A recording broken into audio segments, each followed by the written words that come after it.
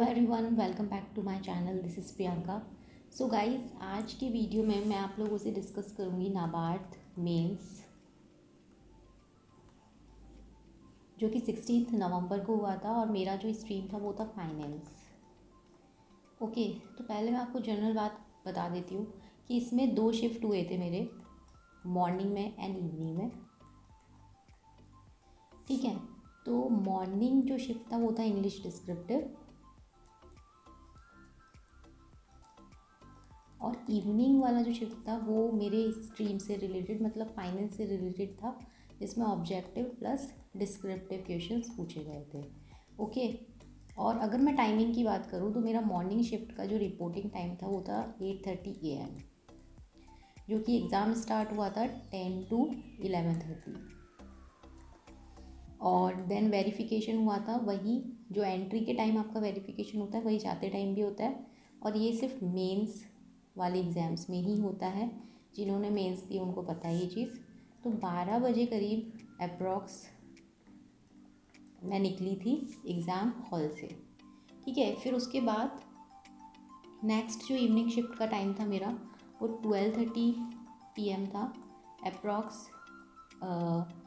मैं घुस गई थी मतलब 1 बजे के करीब, और फिर 2 to 4 पेपर था एंड देन निकलते निकलते अप्रॉक्स 4:30 हो गया था।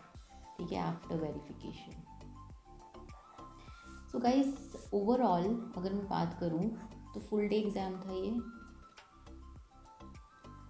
ठीक है, और कैलकुलेटर जो मेरा फाइनेंस स्ट्रीम था उसमें कैलकुलेटर अलाउड था। यहाँ पे आपको ऊपर एक डिजिटल कैलकुलेटर मिलता है, उसको आप खोल के करते हैं। ठीक है, तो ये जनरल बात हो गई है। उसके बाद जो ये इंग्लिश डिस्क्रिप्टिव है, आप भले कोई भी स्ट्रीम के हो, ये सबका सेम होता है। ठीक है, और ये अकॉर्डिंग टू स्ट्रीम होता है। तो ये हो गई जनरल बात। अब मैं आपको बताती हूँ कि पेपर क्या क्या था। ठीक है, तो पहले मैं अपने स्ट्रीम की बात कर लेती हूँ। मतलब इवनिंग टाइम का जो फाइनेंस का पेपर था उसमें क्या था, इसमें ये था कि इसमें 2 पार्ट्स में डिवाइड था। कैसे, एक तो ऑब्जेक्टिव और एक में डिस्क्रिप्टिव। ऑब्जेक्टिव में भी उन्होंने 2 पेपर ऐसे डिवाइड कर रखे थे, जिसमें फर्स्ट वाला जो था उसमें 20 क्वेश्चंस थे, 20 क्वेश्चन फॉर 2 मार्क्स, और इसमें 10 क्वेश्चंस थे फॉर 1 मार्क। तो मतलब ये 40 मार्क्स का था। ठीक है, और ये था आपका 10 मार्क्स का। मार्क्स। तो ओवरऑल ऑब्जेक्टिव जो था वो 50 मार्क्स का था एंड सेम डिस्क्रिप्टिव भी 50 मार्क्स का था। ठीक है, तो इसमें जो क्वेश्चन पूछे गए थे सबसे ज़्यादा जो कवर किया था वो था रेशियो। जी हाँ गाइस, मतलब जो आने वाले टाइम पे नाबार्ड देने वाले हैं और फाइनेंस अगर आपकी स्ट्रीम आप लेने वाले हो तो रेशियो तो मतलब बहुत अच्छे से करके जाना। ठीक है, और एक ऑडिट के ऊपर पैसेज आया था और एक कंपनी से रिलेटेड एक पैसेज आया था। ठीक है, ये क्वेश्चन तो मुझे याद है। बाकी रेशियो काफ़ी अच्छे लेवल का कवर किया था। 8 से 10 क्वेश्चन आए थे रेशियो के अकेले के। मतलब आप मान सकते हो कि 16 से 20 नंबर का तो सिर्फ रेशियो से ही पूछा गया था। तो ये बहुत इंपॉर्टेंट है, वेरी इंपॉर्टेंट टॉपिक। उसके बाद जो 10 मार्क्स के क्वेश्चन थे वो बेसिक क्वेश्चन थे, मतलब कि जो हमारे फील्ड होते हैं ना, मतलब फाइनेंस को, कॉस्ट अकाउंटिंग, ऑडिटिंग का जो बेसिक ऊपर ऊपर का जो होता है, जिन्होंने थोड़ा पढ़ा है हमेशा से वो भी ये कर सकते थे। मतलब 6 से 7 क्वेश्चन आप कर सकते थे इसमें। ठीक है, लेवल ठीक था, मतलब मॉडरेट लेवल आप कह सकते हो। 2 मार्क्स क्वेश्चन का काफ़ी अच्छा था। मेरे को एक पैसेज आया भी नहीं था, मुझे याद नहीं है, एक और कुछ था। ठीक है, तो ये लेवल काफ़ी अच्छा था। मतलब इसमें आपको निकालना भी पड़ रही थी चीज़ें, रेशियो वगैरह की। तो ये ठीक था, मतलब ये वाला। और 10 मार्क्स के क्वेश्चन डुएबल थे। उसके बाद आप बात करें डिस्क्रिप्टिव की, तो डिस्क्रिप्टिव में 2 पार्ट्स थे, 15 मार्क्स एंड 10 मार्क्स। ठीक है, 15 मार्क्स के आपके 3 क्वेश्चंस दिए गए थे और 10 में भी 3 क्वेश्चंस दिए गए थे, जिसमें से आपको 2 क्वेश्चंस करने थे दोनों में ही जो भी एनी टू जो भी आपको आ रहा है वो करने थे। ठीक है, उसके बाद जो इसमें 3 क्वेश्चंस थे वो कौन कौन से थे? तो 3 क्वेश्चंस देखो, एक तो ये था कि मार्केटिंग और सेल्स में, मार्केटिंग एंड सेल्स में क्या डिफरेंस है, ये था। ठीक है, इसका डिफरेंस आपको बताना था। एक आपका ई कॉमर्स से रिलेटेड क्वेश्चन था जो मैंने नहीं किया था, मैंने ये वाला नहीं किया था। और एक जो था जो मैंने किया था वो क्या बोलते हैं उसको, ऑडिट, हाँ, एनवायरमेंटल ऑडिटिंग के ऊपर एक क्वेश्चन था। तो मैंने ये वाला किया था और ये वाला किया था। उसके बाद जो 10 मार्क्स के थे उसमें एक था लीडरशिप स्टाइल से रिलेटेड, था जो मैंने नहीं किया था।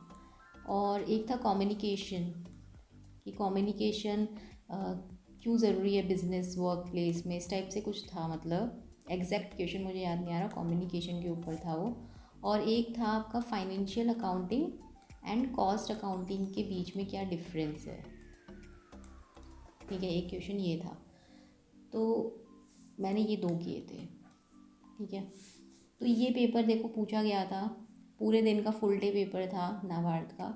और ये जो पेपर था ना इवनिंग शिफ्ट का, वो मॉडरेट लेवल में कहूँगी, बहुत ज़्यादा टफ़ नहीं था। टफ़ इसलिए नहीं कहूँगी क्योंकि मैंने ग्रेड भी दिया था आरबीआई का, तो वो मेरे को बल्कि ज़्यादा टफ़ लेवल हाई लगा था। इसका लेवल ऐसा था कि फाइनेंस के जो पेपर है वो मतलब आप ऐसा कोई वर्ड नहीं था कि आपका सुना हुआ नहीं हो या आप उसका मतलब नहीं जानते। मतलब सारे क्वेश्चन ऐसे थे कि आप कर सकते हो, और नहीं भी थे। जैसे लीडरशिप स्टाइल था, इसके ऊपर क्वेश्चन था, तो ठीक है मुझे उस टाइम याद नहीं आ रहा था, पर बाकी के 2 क्वेश्चन आपको पता हो ऐसे ही थे। मतलब कम्युनिकेशन के बारे में सबको पता रहता है, finance accounting and cost accounting का भी बेसिक पता रहता है सबको।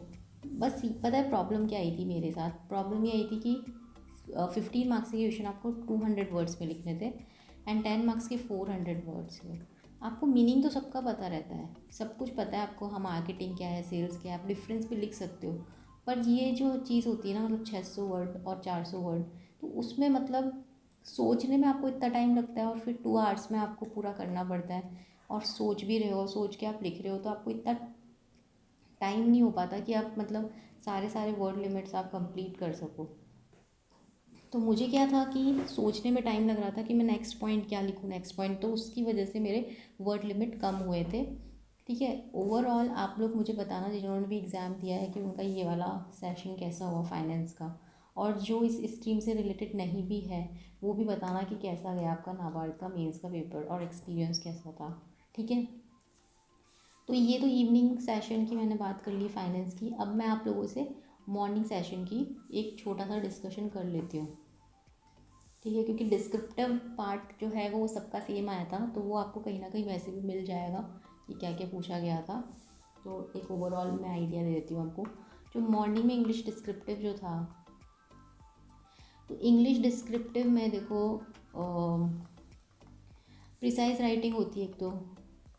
ठीक है, वो उसमें जो पैसेज था ना वो था uncertainty and it's effect on health से रिलेटेड था कि हेल्थ पे कैसे इफ़ेक्ट पड़ता है, तो उसके ऊपर एक पूरा पैसेज था। तो मेरे हिसाब से वो जो पैसेज था वो आप अच्छे से अंडरस्टैंड कर सकते हो। बहुत ज़्यादा हाई लेवल की लैंग्वेज उसमें यूज़ नहीं की थी, नॉर्मली मतलब समझ आ सकता है, जो रीडिंग करते हैं उनको समझ आ सकता है। जैसे कई पैसेज जो हमें समझ ही नहीं आते, मेरे साथ ऐसा कई बार होता है कि यार ये बोल क्या रहा है, ये समझ नहीं आ रहा है, तो ऐसा नहीं था, ये मॉडरेट आप बोल सकते हो इसका जो था। उसके बाद ऐसे आया था, ऐसे में देखो क्या क्या आया था। ऐसे में आया था एक तो स्कूल ड्रॉप आउट्स, तो स्कूल ड्रॉप आउट्स के कॉजेज़ एंड प्रिवेंशन ऐसे कुछ था। ठीक है, एक आया था आपका वर्क प्लेस डाइवर्सिटी के ऊपर। ठीक है, वर्क प्लेस डाइवर्सिटी के ऊपर एक आपका आया था, क्या बोलते हैं उसका, हाँ, कि टूरिज्म सेक्टर कैसे इंडियन इकोनॉमी को कंट्रीब्यूट कर रही है, contribution of tourism sector in the Indian economy, ऐसा ही कुछ था। तो टूरिज्म सेक्टर के ऊपर आया था। एक जो ये मैंने किया है, ये वाला मैंने अटैम्प्ट किया है। इसमें था कि बेनिफिट्स क्या है, benefits of the social media platform for farmers. ठीक है, फॉर फार्मर्स को क्या बेनिफिट है। कैसे यूज़फुल है वो उनके लिए। तो ये चीज़ इसमें आई थी, ये वाला मैंने किया था। उसके बाद लेटर राइटिंग में देखो 3 लेटर आए थे। एक तो आया था कि क्रेडिट कार्ड कंपनी जो है, ठीक है, क्रेडिट कार्ड कंपनी को आप लेटर लिखो कि एड्रेस चेंज का, ठीक है, एड्रेस चेंज का एक लेटर तो ये आया था। एक लेटर में आया था कि क्या बोलते हैं उसको, हाँ, ओलंपियंस जो होते हैं ना, मतलब कि स्पोर्ट्स इंफ्रास्ट्रक्चर में आप क्या इम्प्रूव करोगे, क्या डेवलप करोगे कि आपके आने वाले टाइम पे और ज़्यादा ओलंपियंस इंडिया से बढ़े, ठीक है। तो ओलंपिक से रिलेटेड आया था एक। और एक लेटर जो आया था जो मैंने किया था वो था ब्लॉक मैनेजर को आप लेटर लिखो कि आपकी जो विलेज डिस्पेंसरीज़ हैं वो बहुत ज़्यादा बैड कंडीशन में, पुअर कंडीशन में है, तो उसको आप लेटर लिख के और उस कंडीशन के बारे में बताओ, और जो भी है उससे रिलेटेड लेटर आया था। तो तीनों लेटर आप कर सकते थे, आपको बस चूज़ करना था कि बेस्ट आप किसके ऊपर लिखे। तो मैंने इसके ऊपर लिखा था। ऐसे में भी आप चारों टॉपिक्स कर सकते थे, पर आपको चूज़ करना था कि बेस्ट हम किस पे लिखें, ठीक है। तो ये आया था इंग्लिश डिस्क्रिप्टिव में। ओवरऑल पेपर में बात करूँ तो मॉडरेट लेवल का था, ठीक है। मैंने भी फर्स्ट टाइम दिया था नाबार्ड का मेंस, और इस बार का पैटर्न भी बिल्कुल चेंज हो गया था। आरबीआई ग्रेड भी जैसा हो गया था इसका पैटर्न, है ना। तो देखते हैं आगे क्या रहता है। बाकी आप लोग मुझे बताइए डिस्क्रिप्शन कमेंट करके कि आपका पेपर कैसा हुआ है और आपने कैसे कैसे क्वेश्चन अटैम्प्ट करे हैं और किस में आपको दिक्कत आई थी, ठीक है। So guys that's it for today. तो ये मेरा ओवरऑल सेल्फ एक्सपीरियंस था एग्ज़ाम का। तो दैट्स इट, इस वीडियो में इतना ही। बाकी आपको वीडियो पसंद आई है तो लाइक शेयर एंड कमेंट ज़रूर करिएगा। एंड ऑल्सो आने वाले टाइम पे मैं बहुत सारी चीज़ें आप लोगों के साथ शेयर करने वाली हूँ, कई कोर्सेज मैं लाने वाली हूँ। तो आप इस चैनल को सब्सक्राइब जरूर करिए। अभी मेरा जो कोर्स चल रहा है इस चैनल पे वो स्टेनोग्राफी का कोर्स चल रहा है, तो वो मैं मॉर्निंग में डेली क्लास लूँगी उसकी। तो आप इंटरेस्टेड हो तो सब्सक्राइब कर लेना, वीडियो जाके देख लेना।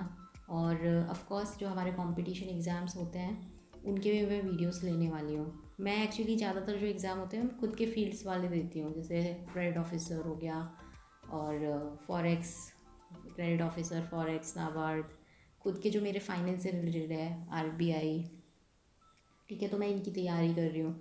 तो आप लोग इंटरेस्टेड हो तो डेफिनेटली आप लोग इस चैनल को सब्सक्राइब करिए, ओके। एंड जिनका भी कल एसबीआई पीओ है उनको ऑल द बेस्ट।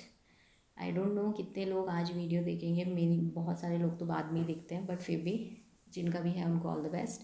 एंड मिलते हैं नेक्स्ट वीडियो में। Bye bye, take care and yes, keep smiling.